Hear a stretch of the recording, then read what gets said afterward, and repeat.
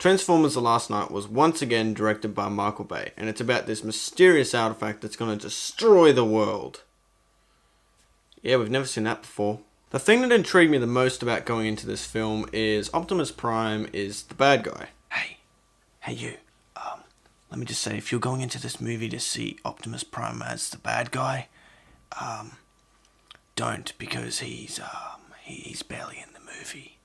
So you'll be massively disappointed if you go into this movie for that. And if you think in the advertisements with Bumblebee and Optimus Prime having a fight, it is very short-lived, so don't go into it for that either. To be honest with you, I think Optimus Prime has like 10 to 20 minutes of screen time in this movie. And this movie goes for 2.5 hours. So that's pretty pathetic. Another thing that has been advertised in the trailers is they introduced this new younger character, and to be honest, she's just a very unnecessary character. Also, she's quite forgettable, because there's a long stretch in the movie where she is not in it whatsoever, and when she does come back on, you're just like, oh, that's right, she's in this movie. It's kind of a shame because acting-wise, she actually did a pretty good job. And of course, this person's in the movie just to be a love interest. To be honest, I'm trying to figure out which movie has the worst love interest in it.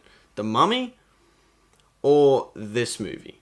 Screw it, they're both bad. Oh yeah, Anthony Hopkins is in this movie for some reason. Now, going into these Transformers movies, you expect some bad Michael Bay humor, but this one takes it to the next level. And the problem is with some of these is they have these awkward pauses where the audience is meant to laugh, but no one is laughing. It reminds me of like a bad sitcom if you came along and just turned down the parts where the laugh track is, and it's just this awkward pause. It was like that in the theater.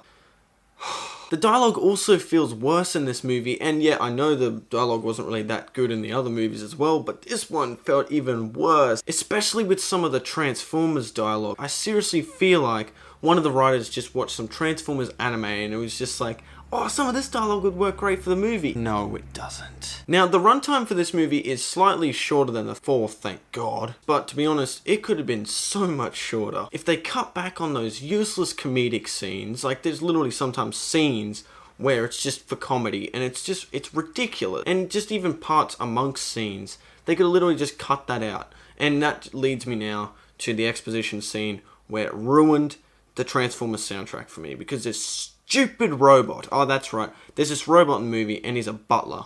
And then another useless scene where it was like this stupid Suicide Squad part with like these stupid titles that come in with a freeze frame.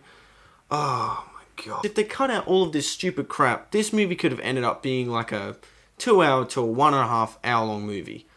That would have been a bit easier to deal with. A little bit easier. So, these are the worst things I found with this movie. If there's any more things you'd like to say that were bad or maybe even good, put them down in the comments below. And if you enjoyed this video, consider hitting this button here or the subscribe button down below so you can see more videos I've made. And I'll catch you folks in the next one.